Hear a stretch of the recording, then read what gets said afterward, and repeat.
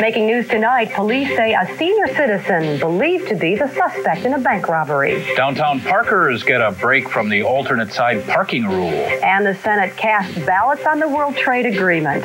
News 3 for Thursday. You are watching WISC TV3 Madison.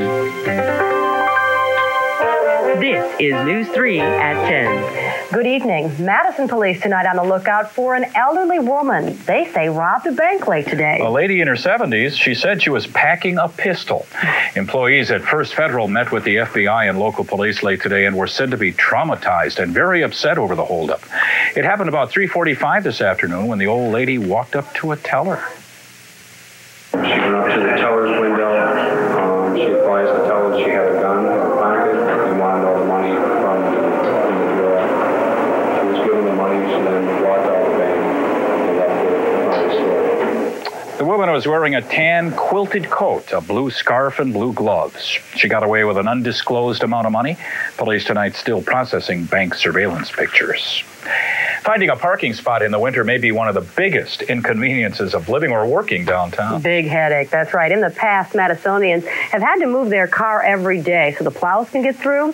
On the Night Beat, News 3 Cindy Krause reports on a new twist to this perennial problem. Downtown Madison is often bumper to bumper. Parking is precious, restrictions are many, and no one knows better than the students who live there. It is a pain because right now it's even hard to find a spot. So in the winter, I don't know what we're going to do. The rules of the road get even more complicated during snowplow season. On even-numbered days, you're supposed to park on the side of the street with even house numbers, and on odd days, park on the odd side. But for downtowners, there's now an exception called the snow emergency zone. The idea was there's such a shortage of parking. Why eliminate half the parking every night, even when there's no snow? So from now on, if you live in the zone, you only have to abide by alternate side parking 2 nights in a row when the street superintendent declares a snow emergency. To find out, you're expected to tune in or pay the price. The city of Madison issued 30,000 tickets last year to people who parked on the wrong side of the street when it snowed. Half of those went to people parking downtown. Goodwin suggests parking in the overnight ramps instead because in the zone, the city has upped the ante. Tickets went from $5 to $20, and that's if you don't get towed. We won't do it as a general rule, but if we get into a situation where the streets are getting extremely narrow and we have some areas where the compliance has been really bad and they're parked illegally, we will have the authority to tow. And if they tow, not only will it be annoying, it'll hit the pocketbook pretty hard. On the Night Beat, Cindy Krause, WISC News 3. People living outside downtown should continue to follow the regular alternate side parking rules. The enforcement went into effect last night and continues through March 15th. State and local investigators shed little light today on the double murder at the state prison Monday. Inmates tonight are locked in their cells and will remain there until sometime next week when the criminal investigation may be over. Officials today did not rule out a conspiracy among inmates or a motive for the attack that killed Jeffrey Dahmer and Jesse Anderson. They also didn't rule out a prison guard, but implicated an inmate as the killer. It's not like we have a murderer out on the street that has killed 2 people, and we have to take immediate action. I think we do have a luxury as far as time goes, and I think we're going to take full advantage of that. Corrections Secretary Mike Sullivan said they have no reason to believe prison staff made any mistakes. It could be a week or more before any charges are filed in the case. Brent Moss is reportedly hurt and angry over a headline story about past gang affiliation. The former Badger Star running back recently pled guilty to misdemeanor possession of crack cocaine. His attorney says Moss was in the process of getting his life back on track when the story about gang affiliation broke in the newspaper. I don't see the purpose to be served by this headlines that Brent Moss has gang ties, other than to kick somebody when he's down. Moss's attorney says his client is no longer a gang member, and those connections actually go back to high school. Moss talked about his past in police reports and indicated several other current players also have old gang ties. This is the first anniversary of the shooting death of Wauwatosa West High School Associate Principal Dale Brightlow. And today, students throughout the school district wore green ribbons in his memory. And the school district also renamed an area athletic field Dale Brightlow Field. A sheriff says the FBI withheld a sketch that was a dead ringer for accused killer David Spanbauer. That picture and an accurate description of Spanbauer's car was withheld because state and federal authorities feared it would generate too many leads in the murder probe of Cora Jones. Investigators were already swamped with tips, and the FBI says withholding it was the best option. UW faculty and staff are in line for some pay hikes next year. Catherine Lyle recommends employees get raises up to 4.5% over the next 2 years. The pay plan would mean tuition hikes for students. And a black bear tracked by state wildlife specialists survived the deer hunting season and is believed to be hibernating. A hunter says he saw the bear with its radio collar under his tree stand. The Senate has passed a historic tariff-slashing trade agreement. It's the most sweeping rewrite of global trading rules in 4 decades. The vote, 76-24 tonight, 76% of the Democrats and 76% of the Republicans voting for the GATT. After the vote, the president invited both Democratic and Republican leaders to the White House. A bipartisan victory that really gives our country the boost we need to keep moving forward toward the 21st century, to create more high-wage jobs for the American people. In my view, this is what the vote tonight said. America is still the leader in the world, and the American worker is the most productive worker in the world. Wisconsin's 2 senators splitting on the GATT issue. Senator Russ Feingold voting against the trade pact, but Senator Herb Kohl voting for it. Kohl says GATT will offer more jobs and a better standard of living for Wisconsin families. A collision between a ferry and freighter causes chaos in the Philippines. And President Clinton says the military will get more money.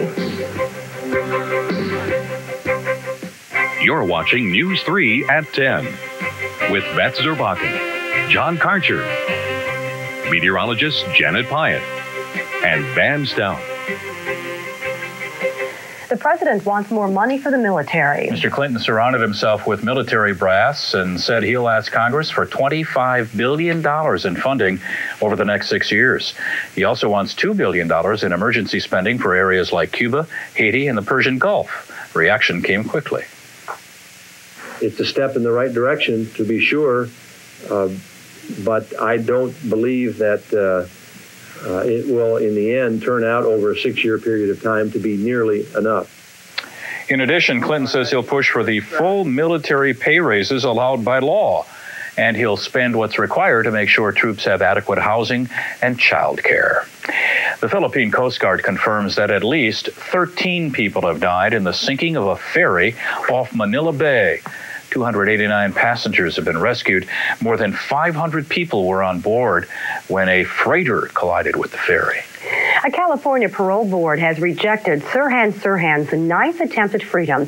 Sirhan, who's now 50 years old, has been serving a life sentence for assassinating Robert F. Kennedy in 1968. The parole board says his parole can be reconsidered in 2 years. The U.S. Surgeon General says teaching abstinence alone is not enough in the fight against AIDS. Talking to reporters after addressing the United Nations, Joycelyn Elder says the U.S. needs a comprehensive plan to educate young people about HIV. Delegates from 42 nations signed a declaration that AIDS is a threat to humanity and pledged to do more to stop the disease. The conference was scheduled today because it is World AIDS Day. Following a meeting between NATO foreign ministers in Brussels, rumors of a split with America were put to rest for the time being. All the parties agreed that NATO will only become more involved in Bosnia if asked.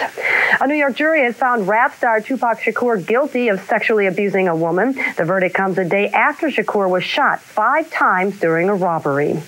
An air ambulance crashed, killing all 3 people aboard after it left a hospital in Ann Arbor, Michigan. Witnesses say they saw smoke coming from the tail. A very mild start to December. Janet's going to let us know if it'll make it 2 days in a row. And later, how juvenile diabetes can be a struggle for both parents and child. Tomorrow on Live at 5, we'll tell you what's happening this weekend. Dennis Cunningham reviews Hoop Dreams, and country star Hal Ketchum in our People Profile tomorrow at 5. Janet Pyatt's weather has the AMS seal of approval. We weren't the only ones celebrating today with lots of sunshine and warm weather. In fact, much of the nation was warm today, and we'll show you that in just a moment. Today in Madison, we had a high at 52 after a low this morning of 30 degrees. Our normal high is 36. We'll be seeing overnight lows warmer than that the next several days.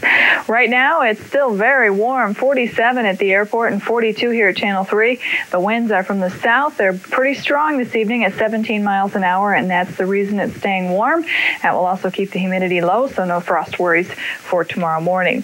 Here are the high temperatures from across the nation and even into the northern Rockies, where it's been cool and snowing a lot. Temperatures there were in the 40s today. The only real cool spot was way up to the north along the UP along Lake Superior, where clouds kept the sunshine away, and in the northern sections of New England. But as you head to the south, even Miami was up to 81 today. Not far behind, though, was Pueblo, Colorado. They had a record high 73 today. It was 71 in North Platte, Nebraska. Very mild, and it looks like that will continue tomorrow with temperatures very similar. It's interesting to note the plunge in the warmth here across Minnesota. This, of course, is the area that has the snow on the ground. They're the only ones, really, that have been suffering, and even 40s there aren't too bad. You will notice, though, that we're starting to see some cooler temperatures move into the northern U.S., and we'll start a very slow cooling trend, I think, as the weekend comes along. What's keeping it so warm is the jet stream is now moving from west to east across the northern tier of states, and that's bringing all the clouds just along the northern U.S. And at this point, sunshine throughout the central sections of the country. The only other area seeing any possibility of rainfall is to the south. As the winds blow westerly across the mountains, it kind of wrings out all the moisture, so the atmosphere is very dry. All the dew points in the country less than 40 degrees, which means it's real tough to get rain at this time of the year. The only real wet spot will be down in Florida, and this little spot of moisture is actually going to move northward. So as we see our storm coming from the west, that will actually get moved northward, and that could eventually mean some rain, but probably not until at least Saturday, if not Sunday. Our forecast then for tonight looks dry and mild, a low only at 38 with partly cloudy skies. 38 at 7 o'clock tomorrow morning, and actually the sun doesn't come up till 7:10. But in any case, we'll see sunshine during the day, plenty of it, partly sunny. High temperature tomorrow at 55, 53 at lunchtime, 52 or 50 degrees at 5 o'clock, and the clouds will continue to thicken up slightly as we head through tomorrow night. Saturday, I think still a little sunshine. It's still a question as to how much to expect, but I don't think we'll have to worry about too much moisture. The question at this point is how quickly it'll cool down and when, but probably sometime later on Sunday. Who cares if it cools down? Well, it will get definitely cooler when it does happen. Yeah, thanks. Sure. Thanks.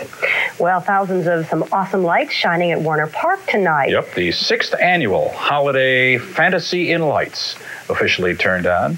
Now through the end of the month. You can drive right through the exhibit at Warner Park. In fact, it's so warm you can have your window down doing it. Mm-hmm. You can see 25 giant light and wire sculptures containing hundreds of thousands of lights. And you can tune in a radio station, and they have Christmas music as you go through. That's right. really neat. Mm-hmm. Well, how do young people manage a problem like diabetes? Up next, Katie Sy tells us how 2 families cope with the disease and its dangers.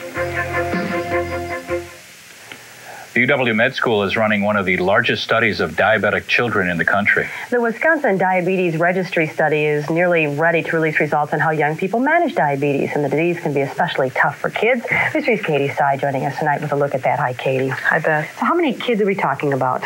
Nationally, about 167,000 young people. And here in Wisconsin, each year, around 200 kids are diagnosed. There is no cure, and it can be very hard for kids to manage diabetes because maintenance means some pain and strict discipline.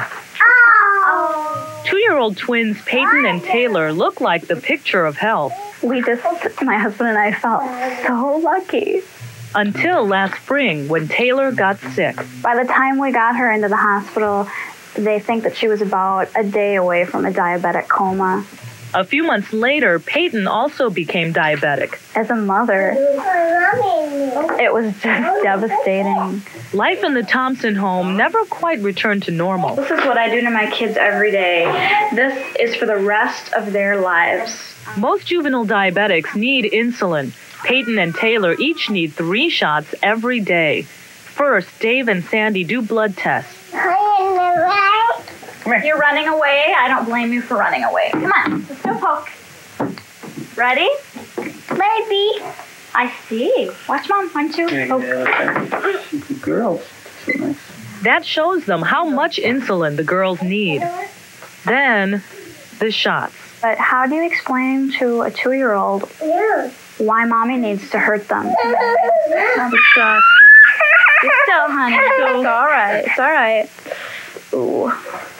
Okay, all done. All done. 11-year-old Miranda has lived with insulin shots and finger pokes since she was diagnosed at 3. I don't think of it as sick anymore. I just think of it as just something in the life that it's just there. There's no diabetes in her family.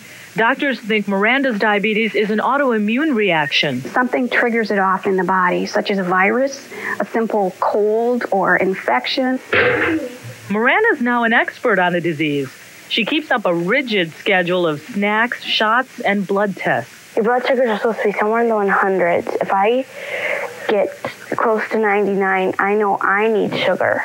Her blood sugar once dropped to 37. I was scared because I'm like, well, it was 37. Is it going to go up? Because it's just food and I usually have sugar. That scares me when it's too low.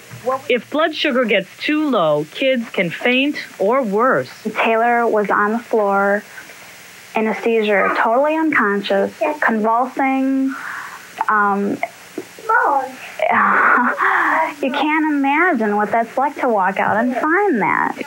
Sandy says that's her nightmare. The shots and diet are a nuisance, but... The hardest thing is thinking about blindness, kidney failure,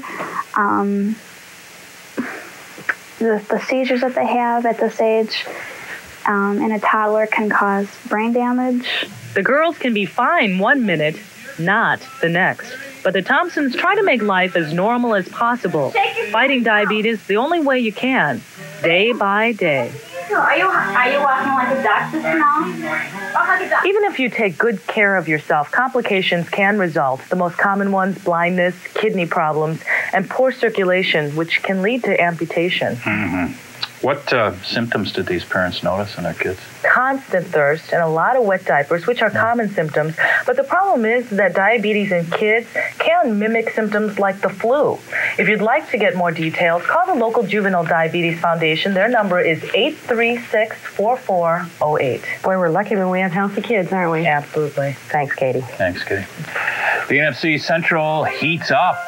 Highlights between the Vikings and the Bears. Up next in sports. Welcome to the Wisconsin Lottery Super Cash. Here are tonight's winning numbers. You can win up to $250,000 by matching 4, 5, or 6 numbers. Catch the Super Cash winning numbers nightly here on WISC TV3. Now, News 3's Angela Jacobs with sports. The key matchup in the NFC Central, Chicago taking on Minnesota, trying to defend their first place spot. The Vikings took a 13-7 halftime lead, but it changed hands 3 more times before Warren Moon found Chris Carter in the end zone. The Vikings went for 2, tying it up at 27, and that's how it ended in regulation. But in overtime and just in, it's over. Warren Moon found Chris Carter for a touchdown. Minnesota wins 33-27. There's no doubt the Packers can use the help of a Viking win to improve their playoff chances. But looking at this Sunday's game with Detroit, they plan to do it on their own. Started against them 6 times already, and we've won 5 out of the 6. So I feel confident. I also know that they're a good football team. We can't take them lightly, but I sort of know what they're going to do. They know what we're going to do. But we do feel confident because we have it seems like the upper hand against those guys.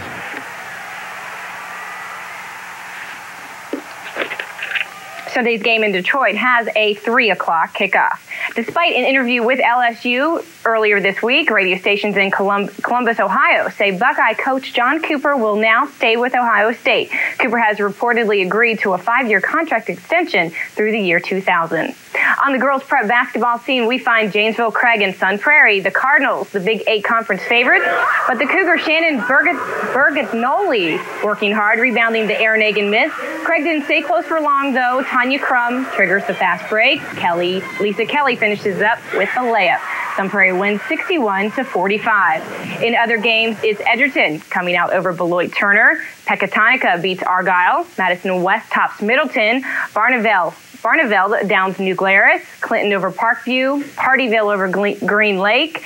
In boys action, Badger recruit Sam Oakey and his Cassville team win big over Highland. McFarland runs past Lodi, Cuba City beats Fenimore, Benton beats Potosi, and it's Dodgeland over Cambridge. After taking losses from Orlando and Phoenix, the Bucks met the Cleveland Cavaliers in Milwaukee, hoping to prevent being swept in their 3-game homestand. Glenn Robinson comes up with the basket as the Bucks took control. But Cleveland will come back in the second half after the Bucks led at halftime 57-47, and Milwaukee will lose as Cleveland wins 93-87. This week's bowler is the youngest person ever to join our 300 club. While most bowlers go through a lifetime trying to roll a perfect game, Lance Davis got his 12 in a row while still in his teens. Jeff Lenzen has the story. Most bowlers in their teens are just learning the game, but Lance Davis is well on his way to mastering it. Lance just turned 16 a couple months ago. Already he has a whopping .214 average. And just a few days before his 16th birthday, Lance made history when at the age of 15 he